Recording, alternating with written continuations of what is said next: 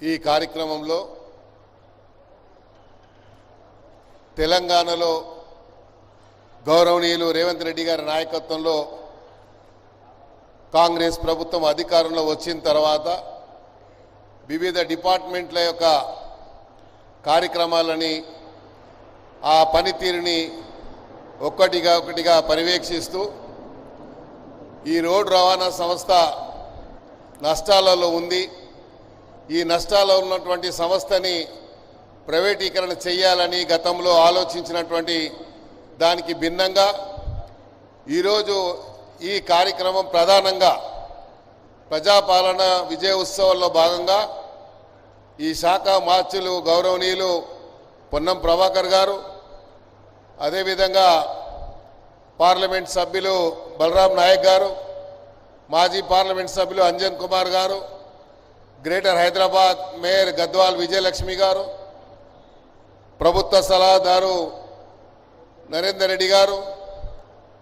శాసన మండలి సభ్యులు వికాస్ రాజ్ గారు, సురేందర్ మోహన్ గారు, అదేవిధంగా మిగతా పెద్దలందరికీ, ఇక్కడ విచ్చేసినటువంటి రోడ్డు రవాణా సంస్థకు సంబంధించినటువంటి ఆర్టీఏ కానీ, అదేవిధంగా ట్రాన్స్పోర్ట్ కానీ,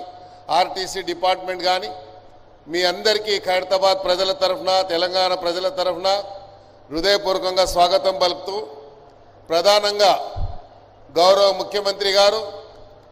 మరి ఎన్నో సందర్భాల్లో మనం చూస్తూ ఉన్నాం, రోడ్డు రవాణా సంస్థను మనం మెరుగుపరచాలని పార్టీ అధికారంలో వచ్చిన వెనువెంటనే ఈ రాష్ట్రంలో ఉన్నటువంటి మహిళలు ఉచితంగా బస్సులలో ప్రయాణించాలని, వారు ఎక్కడ ప్రయాణించినా కూడా మరి వారికి ఉచితంగా అన్ని రకాలుగా సౌకర్యాలు ఇవ్వాలన్నటువంటి ఆలోచనతోని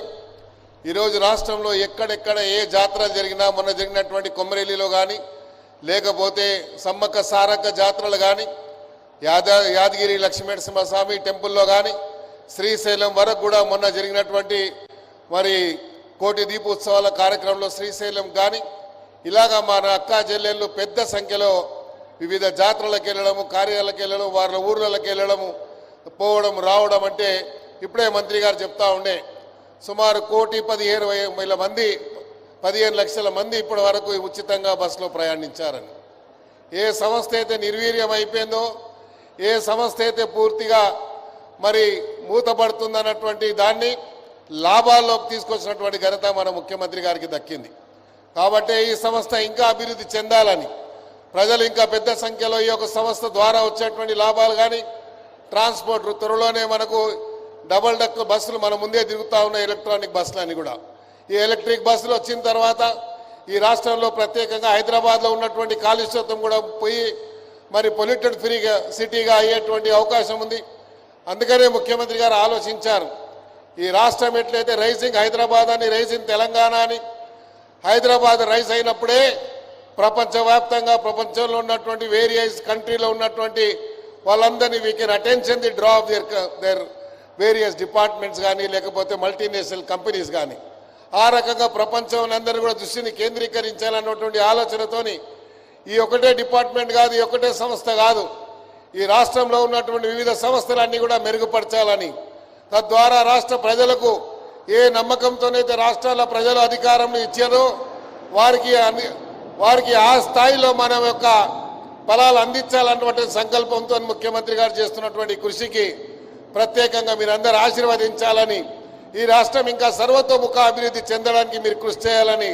మీరు దోహదపడాలని ఈ సందర్భంగా తెలియజేసుకుంటూ, ఈ సంస్థలో ఉన్నటువంటి వికాస్ రాజ్ గారు కానీ, అదేవిధంగా పెద్దలందరికీ కానీ, మిగతా డిపార్ట్మెంట్ సంబంధించిన అందరికీ హృదయపూర్వకంగా అభినందన తెలియజేస్తూ, ప్రత్యేకంగా పొన్నం ప్రభాకర్ గారికి హృదయపూర్వకంగా అభినందనలు తెలియజేస్తూ ఈ అవకాశం ఇచ్చినందుకు హృదయపూర్వకంగా ధన్యవాదాలు. Thank you sir. Honourable minister Ponnam Prabhakar గారు, జిల్లా ఇన్ఛార్జ్ మంత్రివర్యులు, ఈ సబ్జెక్ట్ ఇన్ఛార్జ్ మంత్రివర్యులు, రవాణా బీసీ సంక్షేమ శాఖ మంత్రులు సందేశం. తెలంగాణలో ప్రజాపాలన ప్రభుత్వం ఏర్పడ్డ తర్వాత రవాణా శాఖ పక్షాన ప్రజాపాలన